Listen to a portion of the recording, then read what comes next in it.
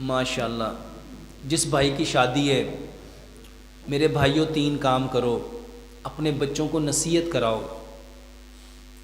मेरे भाइयों, शादी की रात सबसे पहला काम, देखो ये आप ज़िंदगी की एक नई शुरुआत करने लगे हो। जिस काम की बुनियाद जैसी होगी उसके ऊपर खड़ी होने वाली इमारत वैसी होगी। तो शादी की पहली रात दोनों लोग वज़ू करके नफल पढ़ो। जो मियाँ है वो इमाम बने, जो बीवी है उसको मुक्तदी बनाओ। लंबा कुरान पढ़ो, लंबा कुरान पढ़ो। जितना कुरान पढ़ सकते हो कुरान की तिलावत करो। बीवी तुम्हारी पीछे खड़ी होकर सुने। अगर कुरान नहीं आता, कुरान हाथ में पकड़ के पढ़ो।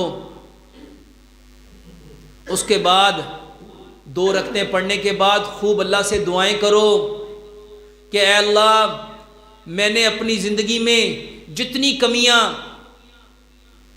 जितनी नेकियां, जितने अच्छे अमाल छोड़े, अल्लाह सारे माफ़ कर दे। और मैं जितने कामों में मुब्तला रहा, जानने में या अनजाने में, जितने गुनाह मैंने किए, अल्लाह सारे माफ़ कर दे।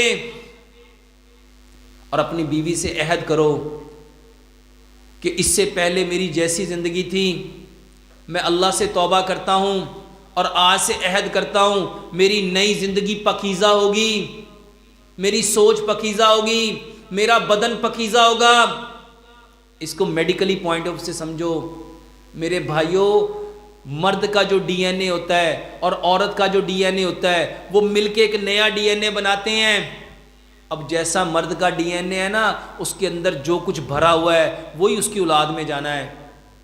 और अगर उसके अंदर बुराई भरी हुई, गुनाह भरे हुए, गंदगियां भरी हुई, तो आगे क्या जाएगा? और अगर वो तौबा कर ले, अल्लाह के सामने रोए, अपनी बीवी को भी कहे, जा आज से पहले जो कुछ हुआ मैंने तुझे अल्लाह के लिए माफ़ किया, आज से अहद कर हम कोई ऐसा अमल नहीं करेंगे जिससे रब नाराज़ हो। और फिर मेरे भाई उसकी पेशानी के बालों को पकड़ो और प्यारे पैगंबर जनाब मोहम्मद सल्लल्लाहु अलैहि वसल्लम एक दुआ पढ़ा करते थे।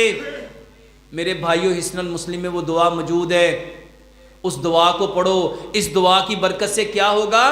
इन दोनों के दरमियान अगर कोई बीमारी थी, इस दुआ के पढ़ने से वो बीमारी ख़त्म हो जाएगी। वो हिस्नुल मुस्लिम में दुआ मौजूद है। उसके बाद दुआ पढ़ो, अल्लाहुम्मा जन्निबनि शैताना मा रज़क़तना।